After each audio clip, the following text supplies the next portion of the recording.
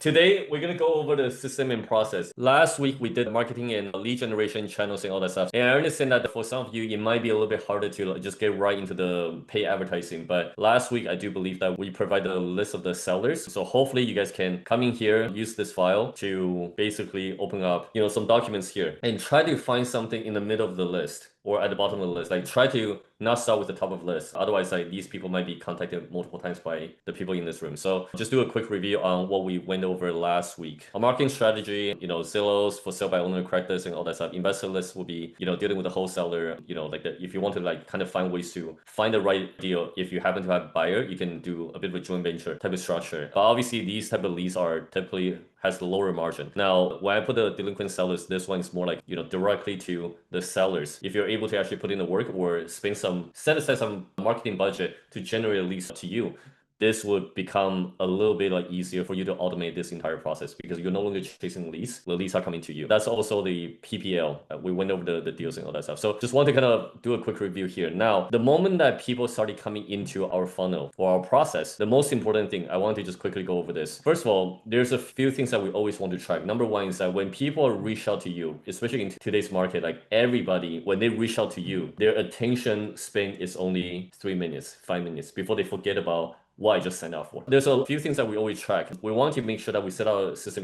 in a way that when they reach out to us, we get notified right away and then we're able to actually just get back to them immediately. And sometimes if we're unable to do it, we can at least use a system to send out the voice message or even the text message. I'll kind of go over that and then we'll go over like what information we need initially.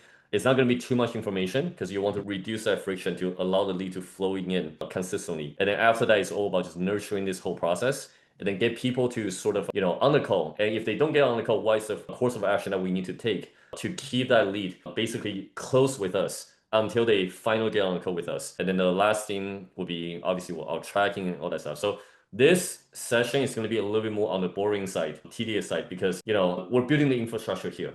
Okay, next week is where we talk about the role play acquisition, the script, what script that's actually effective. So next week is going to be a little bit more fun, but let's dive into the boring stuff so we can get this out of the way. First thing first, okay, I just want to let you guys know that there are a couple things that I think is really, really important. Number one is we need to have a US number. Okay, like if you're doing the wholesaling, you want to create that high volume. You don't want people to feel like right away it's like, okay, out of state investor or a Canadian reaching out. Sometimes people may not actually take us that seriously. That's the experience that we had. A couple different ways that you can do it is use Google Voice to get a US number, a local number preferably. Text now is another one. These two, like we were abusing these two free dialers as much as we could until that we decide that we needed something more effective. Effective as in it becomes a power dialer. So you have a list and then you just keep dialing out to multiple different people, right? So, but initially you can do this. And then the second thing that I want to mention is this list is really important. And this is what I mean by, just building a small process system so that you can actually track your number. I really like when we're doing a bit of a, let's say, deal analysis, we can literally plug in the numbers in here. I used to do this, by the way, like every time I look at, like, for example, on Zillow, try to see how you can be a little bit more accurate with your offer, with your ARV, with your estimate. And the best way to do this is very simple. You go on Zillow, you look through some properties, and you just kind of like plugging in here. And then you can run your numbers however you want and kind of just plug in your offer price, like roughly what you think this offer should be. And then kind of give a guess, give an estimate on the ARV. And then you also plug in the rehab estimate. Okay, and this exercise, I actually developed this process when I was helping our clients to purchase investment property. I was constantly like looking at those numbers. And then even if we don't end up making an offer, I put the sold price in here, right? So I can see my offer price and I can see my sold price and I can see how much I'm off, initially. And this is just a good exercise for us to do in volume. Every day, if we do like 3 quick analysis and just to confirm, okay, I feel like this offer should go for example, like this one. I'm just, picking a random one. I might look at 229 and then I'm like, okay, reading through everything. Let me practice a little bit. 229, how much will I actually offer on this one? I might say, you know what, this one has weird color in there, but it looks decent. But the zip code is not my favorite, but it's 229 already. I might put, okay, this one might be sold for 195, right? And then I might look at the photos and be like, okay, I need to do a couple things, but not too much, right? 5,000. And the ARV, like once I put that in there, this one is kind of turnkey, so maybe 210. And then I will actually monitor this property and then just wait until it's sold. And maybe this number will go up to 205. Okay, and from here I'll know, okay, I was like kind of off by like 10K for XYZ reason, and then I can keep correcting my expectations. So that was one of the things that was really helped me get much faster with the underwriting process. Even when you started having to make an offer, you literally just go look at this and you just keep plugging the numbers in here and then started making verbal offer and see what bites basically. Okay, so once you have this, any property goes under contract, you can literally just throw it on top. This is a very free way, like a simple way for you to kind of track your progress. And then every time that you do this, you can easily go back in here and kind of plug in your number week 1, week 2 to 5, and then you can like kind of do it in sequence, like by month. It's very boring, but it gave us a lot of data back in 2024. Okay, so one of the things I want to share with you guys is this one. Without getting into too much detail, we were literally tracking all the numbers in 2024. This is when Angel was still doing a lot of like calling, and then we have the VA to kind of like test out a bunch of different stuff. When we're doing a bunch of stuff, you can see the call made, connection, leads contact, and then we decided wholesale qualifying, all that stuff, right? Offer made and all that stuff. So out of everything from January all the way to here, you can see that the number fluctuates a little bit, but as it gets over to here, it was worse and worse. Okay, and there was a reason for it. This gave us a really good data to kind of assess what's our closing rates and everything, right? And how much volume do we actually need to do in order for us to close on the deal. Okay, so just want to let you guys know that the data is really important, especially when we're building the operation. Otherwise, we might go up to 20 calls, 40 calls, and then we're like, okay, I don't think this is working out. But in reality, the conversion is you have to actually go up to, let's say, 80 calls before you know what's working and what's not. It's a volume of reputation here. Now, let me ask you guys a question. Why do you guys feel like the number dropped here? Just wanted to see that if anybody can see the pattern here, or the market sped up, so people didn't need wholesalers to sell. market sped up. Okay. What else? Let's think about 2024, October, September, October. Election. Election. Okay. And do you feel like election slowed down the market or speed up the market? It usually pushes up the market. I mean, it usually even affects the stock market too. So same trend every election year. So you feel like it's going up? Yeah. So what's really interesting from what we're seeing in 2024 was that the cost per lead becomes way more expensive. And I think for various different reasons. Number one is that because of the election, people were like, okay, we don't know what's happening. Should we sell? We want to kind of wait until like we know what's happening. Number two is election, all the political parties is pushing out a lot of ads, right? So whatever we're doing is just, cost per lead just keeps shooting up because it's flooded with people who are talking about who's going to get elected and all that stuff, okay, debating all that stuff. So that was the reason, and then we shut down this operation basically because we're just like, okay, it's getting like too much. When you're looking at the volume here, it's going up from our VA team, call center team, but then the closing and conversion is just not happening. Just wanted to kind of share that with you guys. Okay, so let's get right back into this. These are the basically like laptop, phone, and have the delinquent seller list, maybe marketing campaign, and then a dashboard. That's actually all you need to be able to start a real estate business. Anybody has any questions about this? When you're doing that other sheet that you had as far as the offer price, is that what you're guessing it will sell at, and then you want to see how close you were? Or is your offer, which is just a hair disrespectful and lower than what you suspect it would otherwise sell for? This exercise will accomplish two things. One is to see how much you're off, especially on market. On market is very clear what is the current market price that other buyer would buy for. So with this one, you'll give us a really good understanding of the present value. Like if you go on market right now as is for that condition, what will people pay for it? So not what you specifically are willing to pay for it. No, it's just for my reference. Like if I made this offer, can I get it on market? Am I making it too high, too low, and all that stuff, right? So and once I've done enough of comparison here, right, on like a very like rough underwriting, because a lot of people go deep, really deep on all the utility numbers, property tax, insurance, and all that stuff, right? And you can see that entire due diligence process will slow down this underwriting process. Initially, when we first started, the goal here is to start getting the dial starting. Like that, we want to talk to more and more people. That's the number one path that I want to see for any sort of newer investors getting into the market. So I always try to encourage that underwriting is important, but it's not that important either. Because the goal here is to take a lot of action. And this quick exercise will allow you to get more and more comfortable with your number. And then you can start calling people. I kind of put two sheets together, by the way, because this one used to be its own sheet, and then I categorize differently. But we can do this, and then whenever one deal actually that we actually put out the offer and then get it done, just bring it up here. Okay, and this is where you can see your contingency day, basically like your condition, closing date, everything like so. And this is a little checklist for everyone to kind of go through what we need to collect before closing. Okay, so that's pretty much it. System is simple, but it's really important. It will give you a lot of data on where it can go wrong or where it's not converting. And then based on that number, we look at the process and see how we can increase that conversion, basically. Should we dive into something a little bit more like the sort of like a non-theory side of thing, like how we actually build this out? Anybody has any questions about this? So where do you get the leads from? Because it says no CR. The part where we source the off-market deal, where I like to do is the PPL, okay, like the paper lead. This one, I can show you guys like affordable like PPL is a iSpeed to lead. If you sign up to this, typically one lead that will get to you. And I think there's a trial period as well. You can literally get it done for, I think, 29 bucks. Like Erwin, was that how much it costs? So yeah, it's $200 a month, and then each lead after that, you can use a code called coupon club, and it'll give you each lead for $29. I guess the difference between this lead and an expensive lead is this lead isn't an exclusive to you lead, whereas a lead that will cost anywhere $300 or more, that's an exclusive lead, which iSpeed to Lead will give you both options. So the main thing about this one is that there's still a higher and lower quality of leads. But if you want to like fully automate, if you can set aside some budget, like iSpeed to Lead would be a good starting point for you to get familiar with the process and how you can communicate with the sellers directly instead of agents. Okay, and once you get comfortable with that, then you can pay for, there's another one called motivated leads. That one is really, really good. Like we got a few projects from there that are, with a high spread, no competition. This Marion property, we end up just signing over to American like flipper locally. This one was through motivated leads. That the PPL is called motivated leads. If you search it up, you can find it. For the iSpeed to Lead, I sign up for Coupon Club. I pay the $29 fee. I call them with great gusto and they're like, yo, man, I just hung up from Erwin. I got Leon on the other line. Like, how non-exclusive is this? Like, typically, how many people are harassing these poor homeowners? To be honest, every lead that signs up or is in distress is going to sign up to every single thing that they can to get a cash offer.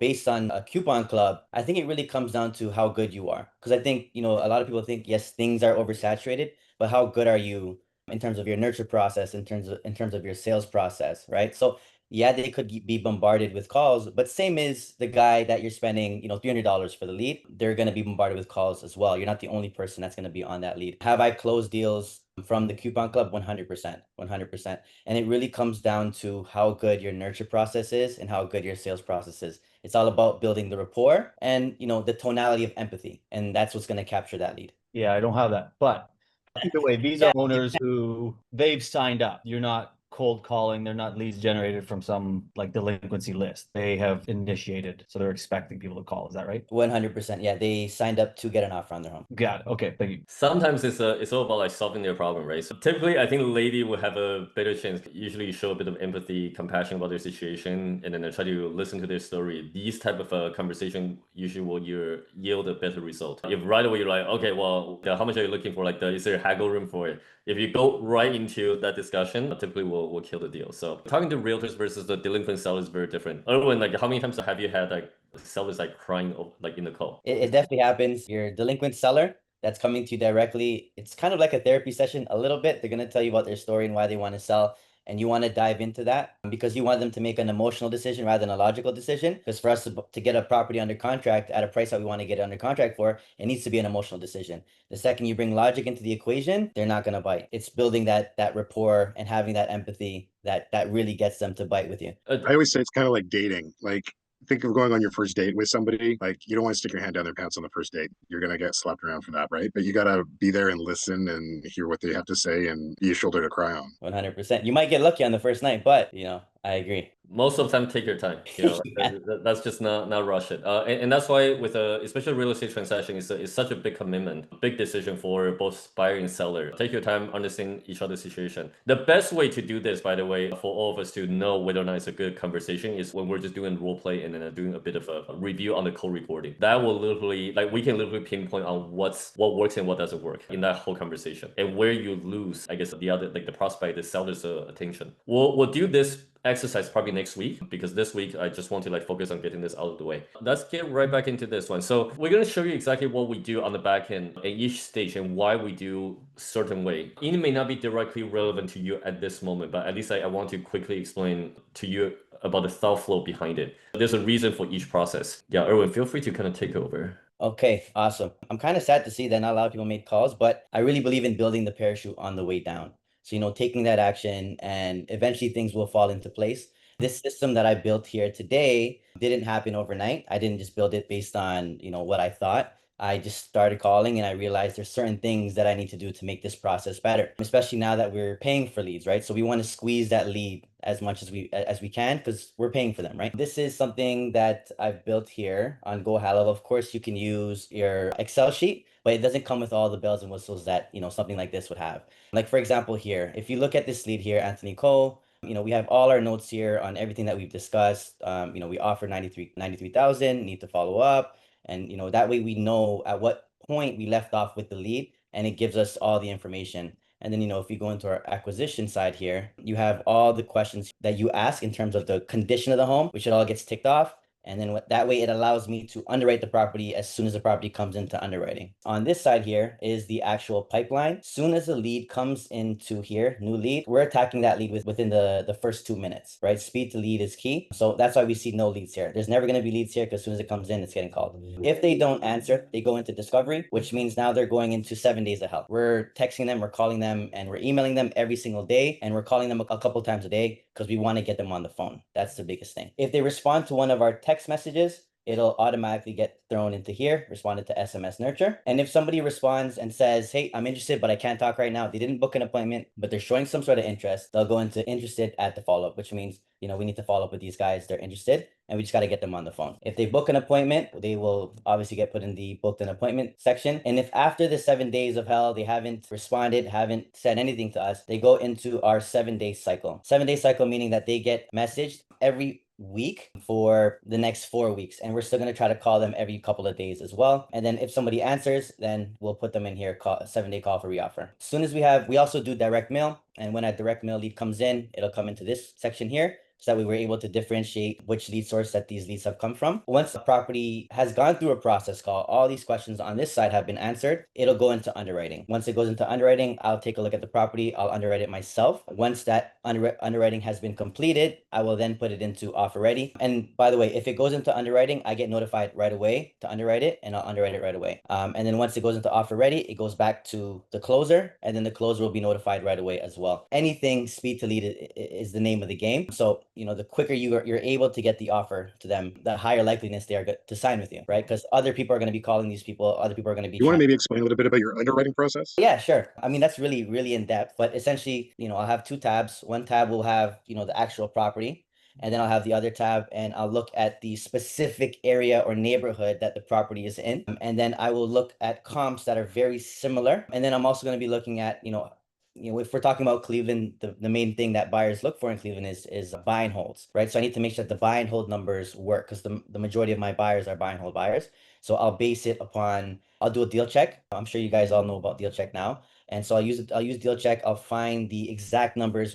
How much taxes they're paying for the year, how much insurance that they're paying, what's, the utilities that they're paying. And then, I'll underwrite it that way. That's definitely a more in-depth conversation. It definitely can take up a lot of time. Yeah, I think, in terms of underwriting, maybe we can get on a call or something and I can show you how I do it. Okay, very high level. You actually cover even the next thing that I want to talk about, which is 7-day sequence, 30-day sequence, 90-day sequence. So we're not going to get into that too much detail, but the goal here is when the lead flows in, if we didn't get to have any communication, it doesn't mean we're going to drop it. We're just going to keep trying until at least we're having a conversation. 92% of our leads are actually contacted within the first hour, probably even sooner than, because we just don't have the breakdown to the minutes, but pretty sure it's less than 20 minutes when they first opt in. Ideally, when we know companies were doing about 20, 30 deals, their speed to leads is probably first 2 to 3 minutes. It's super quickly. People opt in, then rep close out almost right away. This isn't something that obviously a lot of people can do if you're kind of doing this on the site, but this is the level of perfection that an established company will work towards. And that's why the Erwin mentioned about closer, because we do set up a team in a way that we have a work chart with our operation for wholesaling. So opt-in, there's one person who's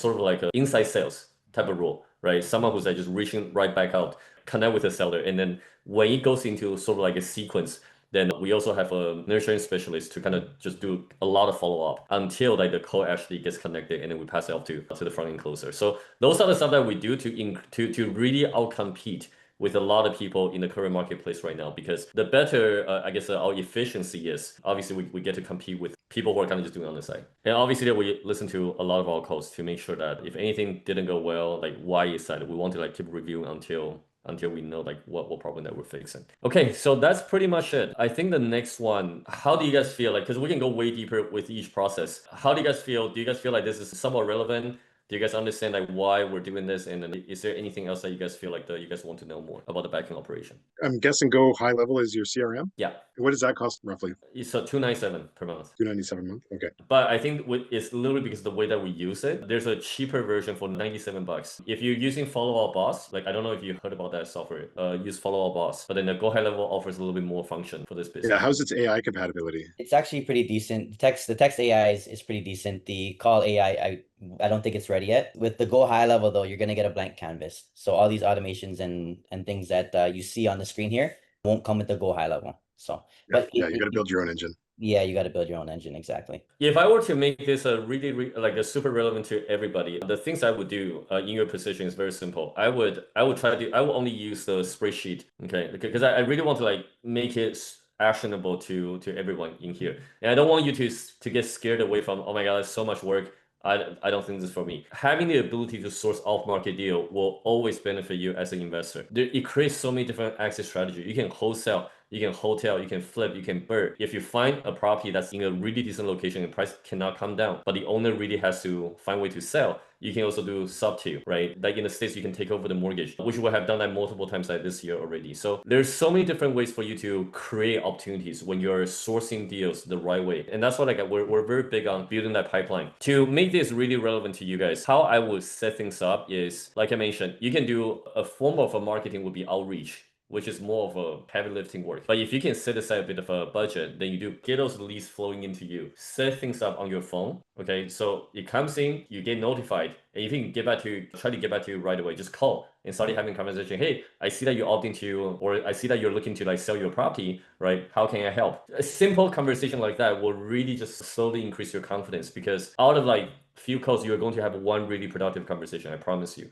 And once you get into that rhythm, this is no longer scary, right? And you can literally, actually at this point, just tracking the numbers and see until you get one property done. And this is something that I keep sharing to our members in here, is that when you set things up correctly, it almost feels like it's a switch. Having the marketing system set up, it almost feels like it's a switch. Whenever we feel like, okay, we want to get a little bit busier just because there's not enough deals in the pipeline, we want to like keep nurturing and having more conversation. We just turn that on. People with their situation started flowing into our pipeline, right? So divorce, this one, not sure like what the expectation is, but I know that they came from delinquent list. Robert is like falling behind in some sort of payment. There's some sort of pain point here that we can potentially solve. Relocation, this is all just 2 days. This gentleman opted in, but it's in like A+ neighborhood. This property, I think he was looking for like 400 or 500K for a single family home, right, in Cleveland, and just want to like sell without agent. In this one, may not be able to figure out a way to work with him, but because it won't cash flow. But that's how we're able to basically get a better deal. And I really want all of us in this room to at least understand what Erwin is doing, understand what the acquisition process actually looks like. It is hard work, but once you set it up, this becomes a profitable, very profitable business, you know, that anybody can operate. That's basically what I want to share with everybody in this call.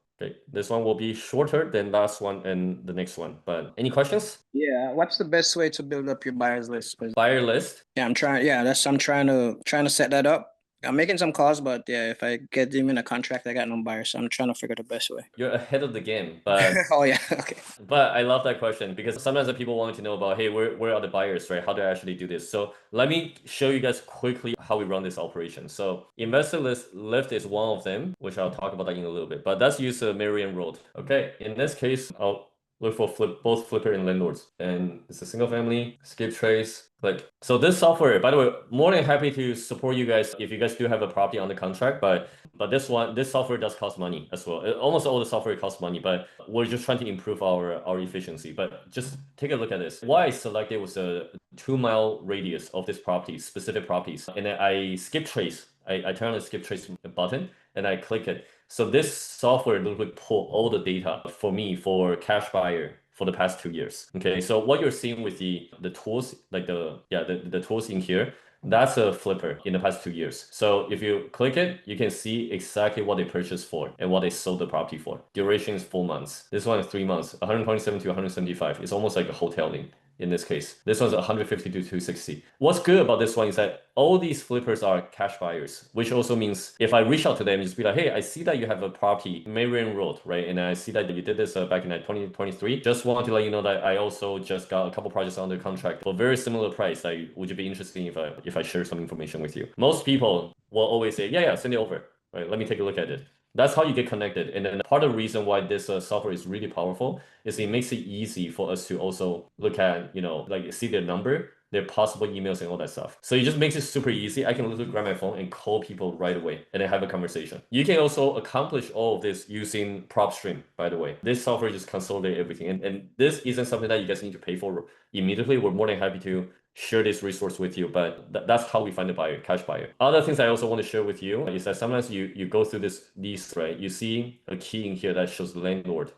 Sometimes you see people with 21 properties, 8 properties. I think one of there's a few landlords in the area that Erwin was doing. It's like we see, okay, this one's 42 properties, but I think a couple of them that we sold today, and then we tried to reach out to was over 200 properties, 114 properties in the area. There's a lot of bigger player in there, basically. It's crazy. It's like 94 properties. I was literally telling Erwin that it feels like the people with a couple properties, like 8 properties, you end up thinking that, okay, so it's not that impressive anymore, even though it's still very impressive. People with 20, 30, 40, 100 properties, I'm just like, how? Is 70 that properties. all properties in Cleveland or Ohio or just under their name or LLC, or do we know? Under this specific name. Yeah, so it could be anywhere else. But that's like 93 results that you can talk to, see what they're looking for, see if there's a collaboration. You can assign, you can even ask them like, hey, like I see that you've done a lot of business already, that where you're at currently with your portfolio. Maybe there's a few properties that you want to offload quickly, right? So this is where the connection and relationship can really connect. And this is just like cut out all the middlemen for us to be building up that operation. I hope that answers your question. Shiri has a question in the chat there. Calling realtors. When do you think is best move to over PPL? I'm getting a decent amount of connections as well now. Erwin, do you want to answer that question? I have my thoughts, but just want to. Yeah. So Shiri, I think the best thing to do, obviously your PPL lead is different than your realtor lead. Your realtor lead is more receptive and it's a business rather than a distressed seller. So I think the best thing for you at the moment, I would recommend doing cold calling first and getting used to those calls first before you spend, more money on PPL leads. And then once you feel like you're comfortable doing the cold calling, that's when I'd say you'd make the leap over to PPL. And let me explain about this whole concept. Calling is a way to just get a lot of practice, especially for your specific situation. It's kind of like working out. Just get into the reps, talk to as many people as possible. Because what you're trying to anchor right now is the sales process. Once you know you can trust your sales process, then you go back into marketing and inject that leads into your pipeline. And if anything goes wrong or if you're not converting, you're not kind of guessing around, oh, is it how I speak to the seller or is it the lead quality? So we're trying to eliminate the variables here. And that's why we always want to make sure that people who get onboarded, people who want to start this business, start with the calling, right? Go through that grind, put in the work, right? And once we hear enough about conversation that's leading pretty decently, then we can slowly turn that into a marketing campaign. One thing that I will say, I know Ping touched on KPIs and tracking your KPIs. That's really important. For example, the way we track our KPIs and when I use my pipeline, if I see a lot of process calls have happened, but we weren't able to make an offer on the properties, that means that there's an issue with the process call. So then we audit the process. But if we are able to now get a lot of offers in, but not a lot of contracts signed, then there might be an issue with the contract call, right? So tracking your KPIs can let you know where the leak is within your sales process and pretty much the leak in any process within your business. So track those KPIs, really important. It'll let you know where, you need to improve. And if you have, sales guys eventually, you'll know where they need to improve. It's very easy to identify when you have your KPIs. Can you quickly touch on process call, offer call and all that stuff? Because I don't think people understand that. Yeah, for sure. Okay, so typically your lead will go through a 3-call process. You have your process call, your offer call, and then your contract call. All are very important to do well. Process call, you want to identify the UMBC, urgency, motivation, ballpark, and condition. If one of those are true, that means the lead is a qualified lead. And the more of those that are true, the more qualified that lead is. Urgency, meaning how quickly do they want to sell? Motivation, like what is their motivation? How strong is their motivation? Why do they need to sell? This is the emotional component that helps you get a better ballpark number on getting them to sell. Ballpark, very important, because let's say there's no urgency, let's say there's no motivation, and the condition of the property is good, but the ballpark is good, it's a good deal still. And then your condition, let's say there's no motivation, no urgency, and the ballpark is bad, but the living condition is really bad. Eventually, they will need to sell. So your process call, you identify your UMBC. And that call typically takes, around 15 to 20 minutes. And it's just really getting to know your lead and building rapport and finding out why they want to sell. Once you go through that call, you let them know, hey, I'm going to give you a call back in about 15 minutes. And we will have the underwriting and the offer ready within 15 minutes. And then we'll give them a call in 15 minutes and go through the offer. We let them know the process of what it's like to work with us. We'll let them know, it's a 30-day close. This is, cash that they'll walk away with in their pocket, minus any liens, any, taxes and things like that. And then we go into their motivation so that we bring out the emotional component. After we talk about the motivation, then we bring out the actual offer, right? Because that motivation helps with our offer. And let's say all goes well, they accept the offer. We're quick when it comes to getting our contracts ready. Contract will be ready and made in 5 minutes. We'll say, hey, we're going to give you a call back in 5 minutes for a contract call just to go over it. You may see some hesitation. I want someone to look at it. I need, an attorney to look at it. I need some time to think about it. You just, let them know, yeah, that's totally fine. Reaffirm that's okay.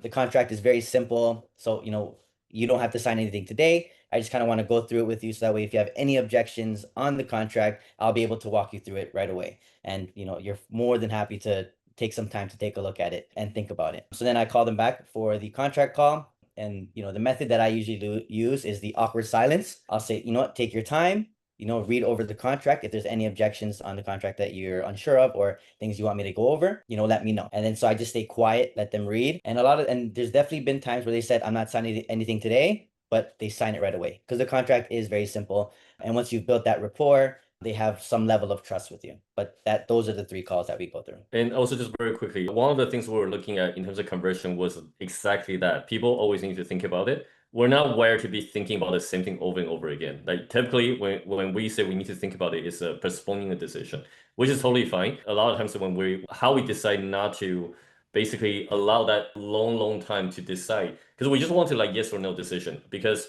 the moment that you put no, or I need to think about it and you're not thinking about it, people end up losing the momentum and all that stuff and communication drop. So we saw that problem specifically and then we're like, how can we actually fix this?